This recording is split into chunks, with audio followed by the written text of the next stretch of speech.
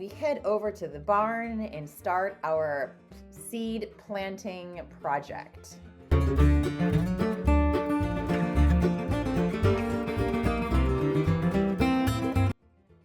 So we're starting with planting some cannabis seeds. In New York State, you can plant 3 per person. So we're getting a head start on perhaps a fall crop.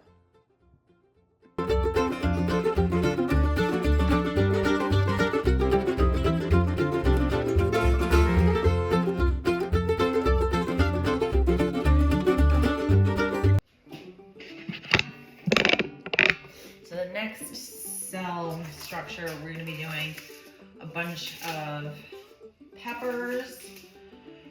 Apparently we're doing a big gigantic California Wonder, cayenne, long and thin, banana peppers, everyone's favorite, Anaheim, and a couple of tomatoes, Purple Beauty. We got Thornburn's Terracotta, and a true beefsteak, apparently. Apparently it's a true and untrue beefsteak. So we're gonna take, well, they say, right, we start indoors 8 to 12 weeks before the last frost date. Well, we're a little behind on that, but that's okay. We're just gonna go with it. And these like to be 1/4 of an inch into the soil. Okay, that sounds like it's pretty consistent across all of these. So what we're gonna do is pack these cells with soil first, and then do a little bit of water, put the seeds in about 1/4 of an inch down.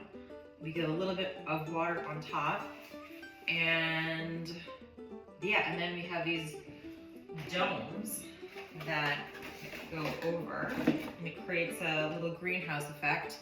And then we have these grow lights that we hung last weekend to give these with a timer. There's a timer on this rudimentary but effective timer so that we can ensure that these seedlings are getting about something like 12 to 14 hours of the UV light. I think that's what we're looking for, which will help them germinate, and then they start to grow.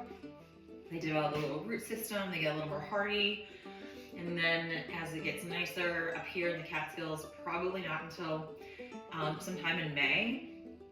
You don't want to put them out too soon because they will die if the temperatures drop too much. So I am always an offender because I put things out too soon, and it's just because they're excited. Everyone gets excited, but it really does behoove us if we have some seedlings indoors to just make sure that the environment outside is ready, right? Ready? So now we're just gonna. I'm just sort of haphazardly doing this. I'm sure there's people that are more methodical and neat about this, but I mean, like, this is just soil, right? Just get it everywhere. Luckily, we're in a barn. We have a big shop vac, so I don't really care if things get on the floor. I actually just like wipe things onto the floor, and we'll just shop vac it. Makes things real easy.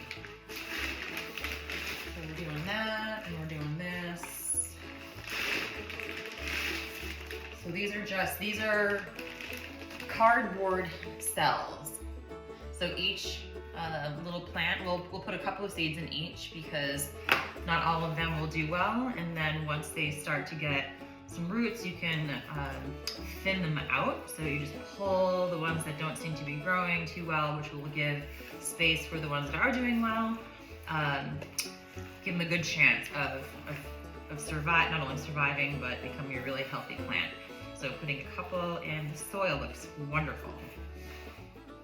Okay, so now that the cells are nice and full, not too full, I don't want the water to run off. I'm going to take a little bit off the top, put it back in that way, and we'll just do a little housekeeping. So we've packed them into this little tray below. And the good thing about these is that these can go right into the ground. So as the seeds mature and they start to grow, we'll just snip them off one by one, and each of these can go right into the ground. I might poke some holes through it. They serve as part of kind of like composting. So there's no there's the least amount of garbage, and we're sort of like everything that we're using is going right back into the earth. So minimal amount of waste. Okay, so what we want to do is, again, make sure you have your trusty labels, because there's nothing more disheartening than forgetting what you've planted and what's where, and you have no idea. And if you're like me and you're not great at identifying leaves, that doesn't even help. So we're gonna do a strategic thing here. So we have each of these small ones is 6 cells. These larger ones, 1, 2, 3, 4, 5, 6, 7, 8, so 12.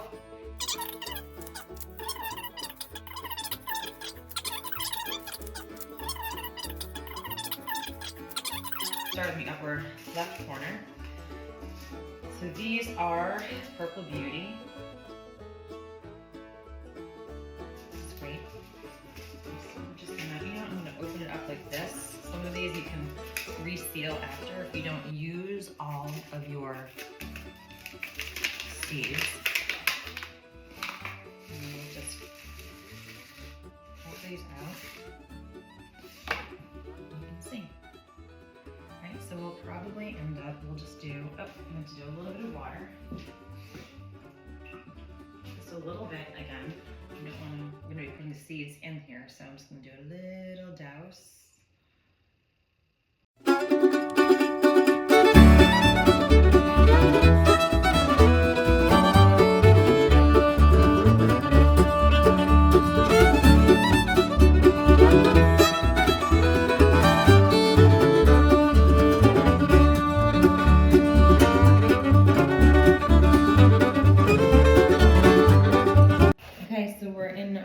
Second station here, which is going to be real exciting. We're going to be doing some radish, Chinese meat radish, and then 2 kinds of onions. A red onion called Akatama Salad Red. And then we have a green onion, and it looks a little bit like a leek, called Ishikura. And then we'll be doing bull's blood beets, which sounds scary. And Mary Washington's asparagus, because who doesn't love Mary Washington asparagus? And then something that a lot of people may not know about it, but bitter melon is fantastic. The first time I had this back in the corporate world, I worked with someone named Ganesh, and he always came in with delicious food and was very gracious about offering some. He gave me this bitter melon. It was like sauteed with maybe some curry leaves, and it was the spiciest thing I've ever had, and it was so delicious. So he inspired me to start eating. By the way, bitter foods are extremely good for us, and it's not a taste that I think in American diet that we have much, but in other cultures, even Chinese medicine, bitter taste is important. It drains damp, it drains heat. So if you think of sort of inflammation inside, a lot of these like chronic, post-industrial diseases that we didn't really have when we were back hunters and gatherers. Bitter is really helpful to kind of cleanse the interior and keep things healthy. So, bitter foods. Radicchio, one of my favorites. If you don't know radicchio, we're going to show you later. We're planting radicchio. All right, so again, we're just going to kind of get all these cells nice and filled with our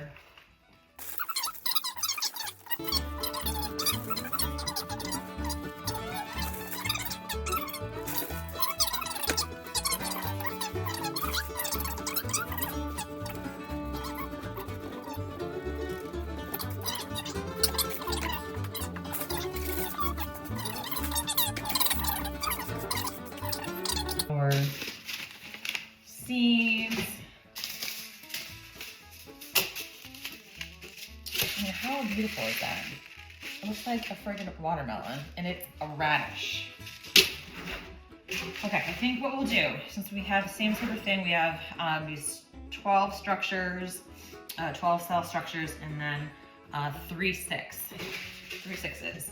So I think we'll end up doing beets, since we want a lot of beets. They get their own asparagus and radish, and then we'll do the onions down below, and then the melon. Okay, so let's look at these beet seeds. And these like to be a little further down. These are half of an inch down. So the tomatoes and peppers really can't really put them into the ground until like we're almost up here, almost in June, because they really do need like consistent temperatures above, I don't know, 70. But these, look at these seeds, right? They're a little more hardy. So these are beets, and these are frost resistant. So if we put them out a little earlier, like in May, that's totally fine. And these are huge, so I'm actually gonna do maybe 2 per cell. We'll do 3. Again, we can always thin them out, which always seems really sad, but you know, part of nature, survival of the fittest. So we'll add in a few, and hopes that, you know, at least 1, maybe 2 in each cell germinate and turn into a really beautiful rooted seedling.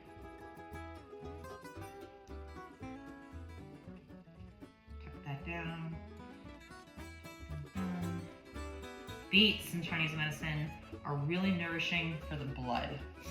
So if you have any kind of blood deficiency, anemia, it is very good.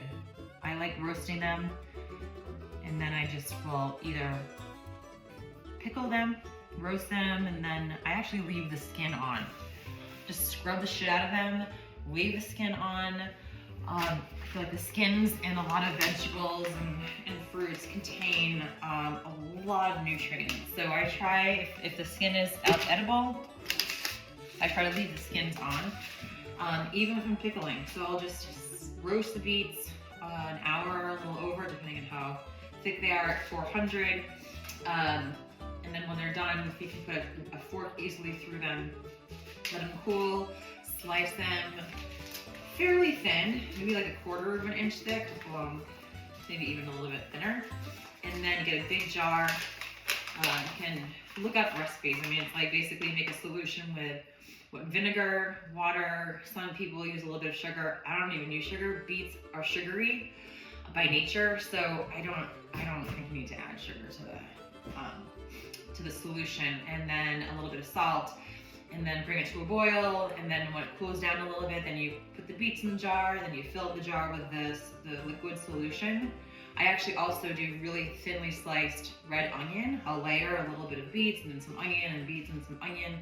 Pour the solution until it gets to the top, and then it can last in the refrigerator for a bit. If you can things, it's a process of sterilizing the jar and lids beforehand, and then you pack it, and then you put it back in to the boiling water, I think, it's been a while, for a certain amount of time, and then when you take them out, you wait for a little suction sound. That means that the seal is created, and that will prevent air from getting in and turning it bad, and turning, you know, hopefully prevent things like botulism.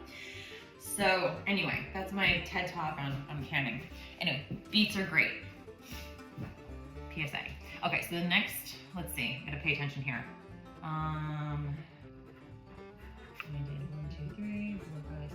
7, 8, 9, 10, 11, 12, and the ladybug's picnic.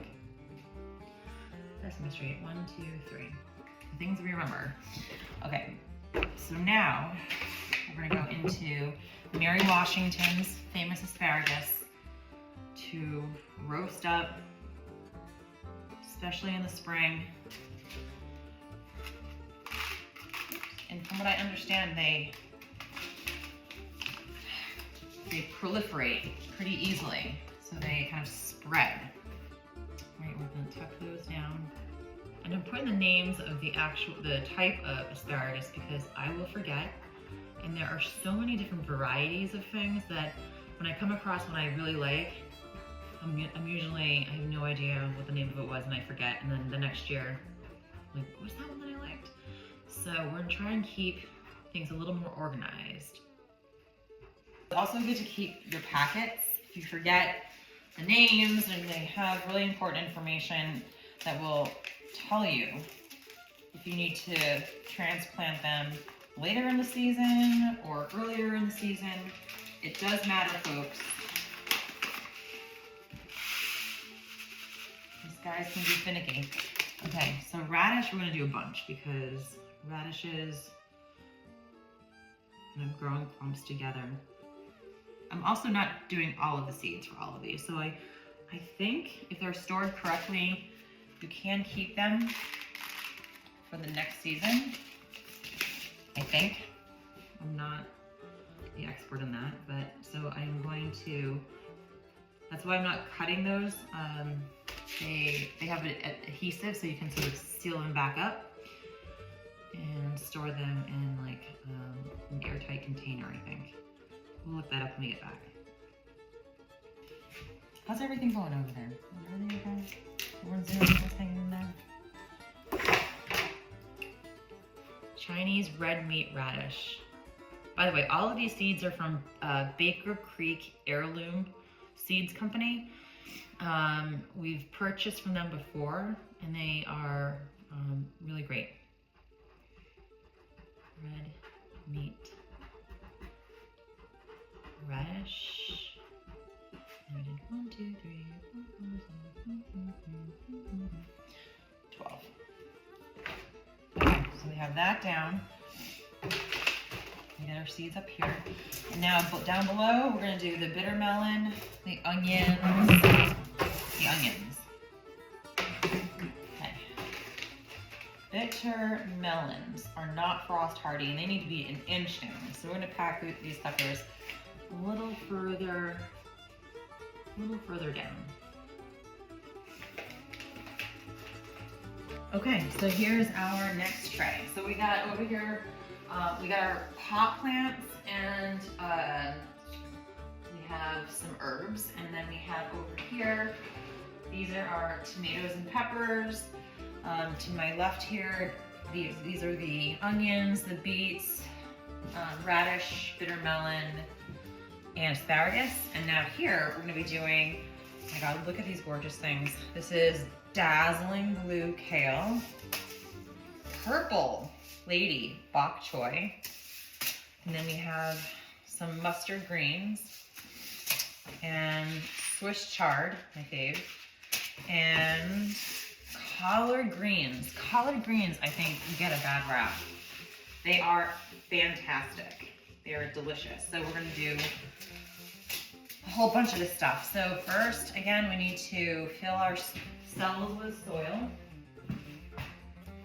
And I'm missing a glove, so let's find that. Where's that glove? There it is. Okay, so let's get our little seed starting blend. And got a lot of this, by the way. Apparently, a little bit goes a long way. You don't need 3 bags. Maybe start with 1. And make sure that you need all of it. Dazzling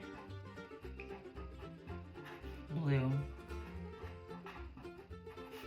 kale. And 1, 2, 3, 4, 5, 6, 7, 8, 9, 10, 11, 12.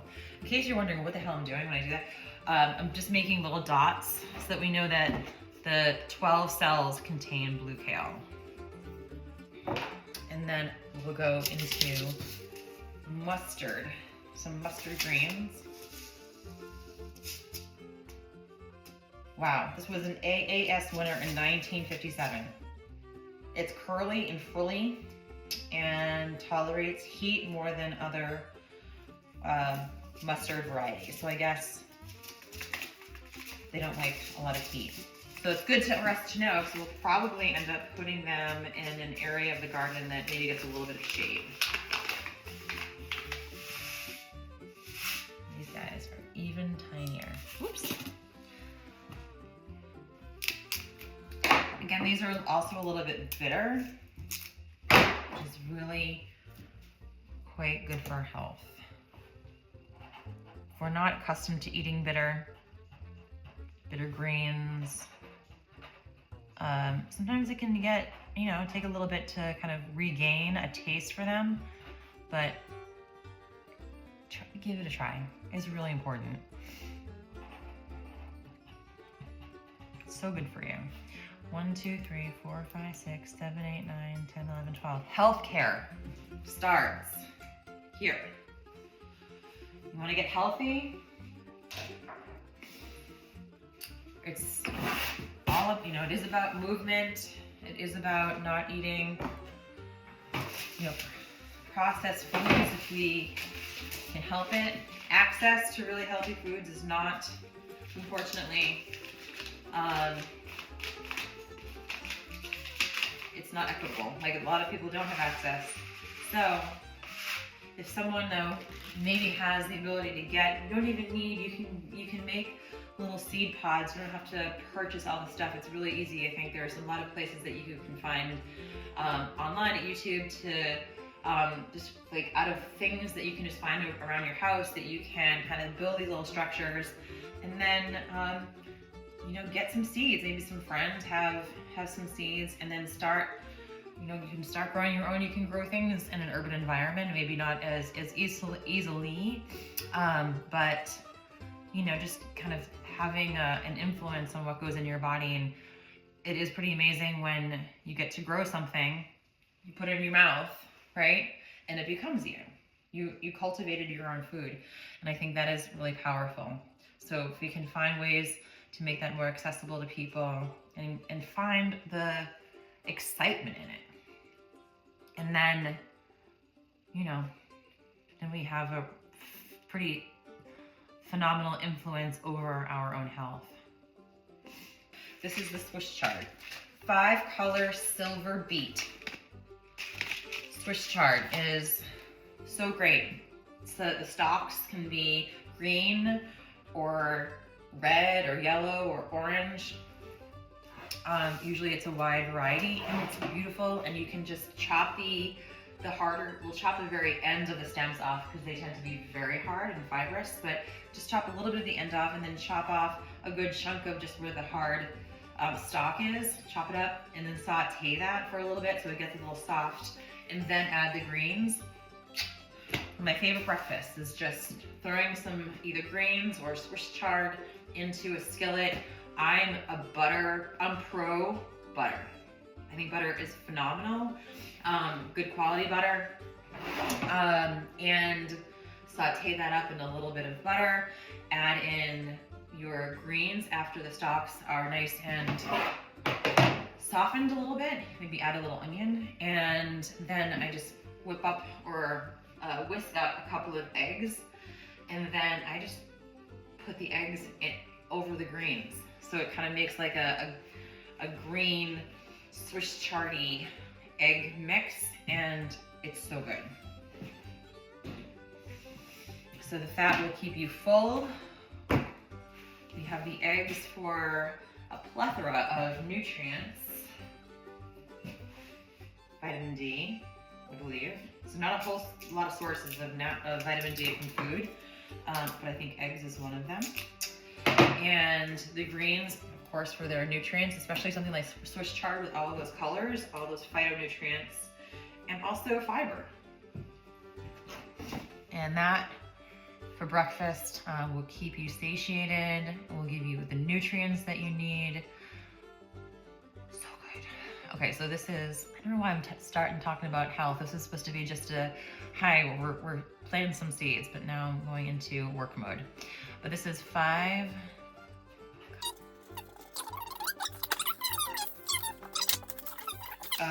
collards. Again, I think underserved.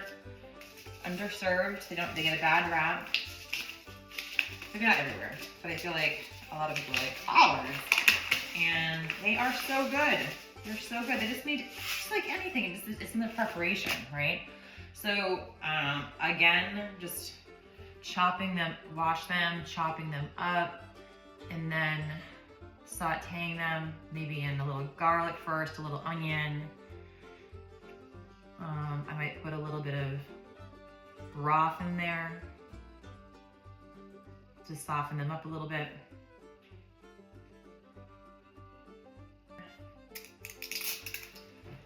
And then we have, gosh, I'm so excited for the Purple Lady Bok Choy. I don't think I've had purple cauliflower. I've had purple tomatoes, purple kale. I've never had purple bok choy. So this one I think I'm probably most excited about. Okay, so and then we will have, look at this. Who's not excited for that?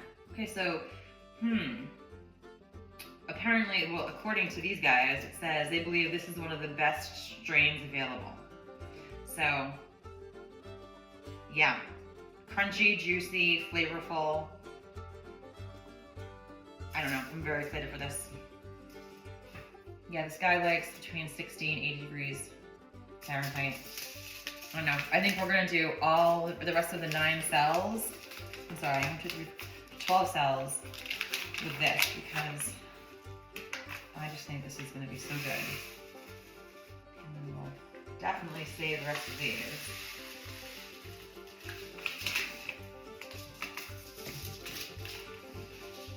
And we'll label, and then we'll put a little bit of soil on top, water, and then I'm gonna take a break. So exciting. So let's get my soil back over here. Just the soil. And then we'll just do a little extra sprinkling on top.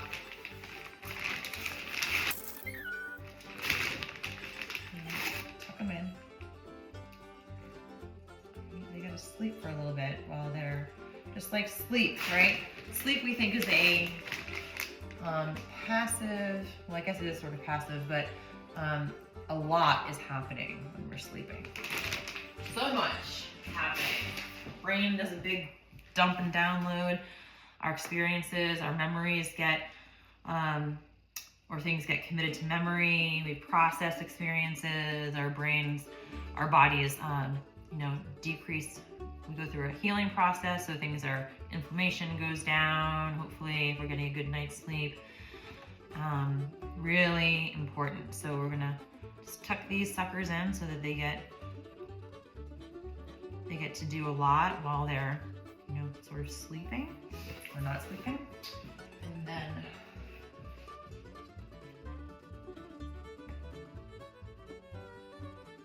I'm just making sure everything's kind of saturated. You don't want that like a friggin' cranberry bog, but they want enough moisture to do their thing. Great, okay, so now we put our little dome on top, and now we are ready for the final table, which will be pretty much all of our lettuce, our radicchio, our arugula, a few different types of green lettuce, and they gave us amaranth. I'm a little bit skeptical. We planted amaranth before and the seeds spread very easily, and so I think we did it in the community garden once, and then the next couple of years, amaranth was like all over the place. So just as an FYI. But I think I'm still gonna plant it, but maybe a little bit away from everything else.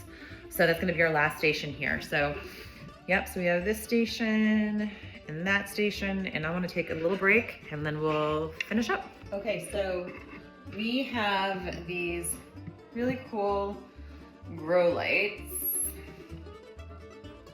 right? That is great but we don't necessarily want them to be on all of the time. And then we are often in Jersey City, so we can't always be here to turn things on, and they should not be on all the time. So we got these really cool rudimentary timers, old school. So it has this dial. You probably can't see it. But anyway, so you have the entire 24-hour clock in here. So from 12 a.m. all the way to 12 p.m. And it has these little notches, these little black notches that there's a notch for, I think it's every 15 minutes. I'm not even really sure. But anyway, the notches are what tell you when to turn the lights on or off. Meaning, so if they're in the down position, that means on, I believe. But what we want to do is first, it's kind of fun, you have to pull up these notches. So they start in a down position. You gotta pull them all up until they click. And that is the off position. I'll explain this further. So you pull them all up so that we're all in the off position. And then you turn, there's a little tiny green arrow, and that tells us what time it is right now. And I honestly don't even know what time it is. We're gonna pretend, for the sake of everything, that it is about 3, because I think it is about 3 o'clock. So we're gonna turn the dial, so it tells you 12 p.m. So we go all the way down to 3. My goodness, where are we? I can't say anything. 3 p.m. Right? Yes. And okay, so now we have the approximate time. I mean, like, it's okay if it's off by a few minutes. I mean, it's not, I mean, unless you're really super anal. It's an approximation, about 12 to 14 hours of light. So if we're like, it's about 3 o'clock, if it's 3 or 5, it's okay. The plants will be fine. But we start here, and then we select, like, I want the lights to be on in the day, because we're mimicking what's happening outside, the cycles of the sun, the rhythm of the sun coming up. So we want this sucker to turn on from about 7 in the morning. We'll do until 7 at night. So we're gonna have press down from 7 all the way until 7. So basically half of these notches are in the down position and half are on the up position, which means off. So then, so we have to make sure you know which one of these is on or off, because you have to unplug the light. So I know that this down position, the light's on, so unplug it. And then, disaster. Oops. Okay, I'm gonna plug this sucker in. And we plug this up, and there we go. So it's on, because right now we have the light being on from 7 to 7. So at 7 p.m., this is gonna go off, or it should go off based upon what I just set. So the little black notches are pressed down between the hours, to indicate when we want the light to be on. So the light has to be on the on position from its own switch. Otherwise, it's never gonna go on. So there you go. So I'm gonna come back in here about 7 p.m., make sure I set that correctly, so that when we go home to Jersey City, we know that these suckers will be getting light every day from 7 to 7, and then we can always adjust if we need it. We're gonna start with 12 hours. I think you can go 12 to 14 or even 16 hours for some, but I think this is probably sufficient. Okay? I forgot one extremely important part of this. So when you remove this from the box, after you set the time, and then you pull all the black notches up, and then just press the ones that indicate the times that you want the light to be on, And then you have to look at the side because there's a switch. So in the event that I don't really want to use the timer, I just want to have it on, then you can change the, here we go, the setting. So if it's up, that means it's always on. So if the light switch is on, you have it plugged in, it's on, it's just gonna stay on until you actually turn it off. But to activate the timer part, you flip it down, you'll see like a little clock here. That means we want to activate the timer. So it's really important that you activate the timer. It's on, and it's on now, it's never gonna turn off. So just make sure you set it correctly, okay? And there you go. So I just flipped it down to the one that's already plugged in. This is the third light that I have to go and set up now, okay?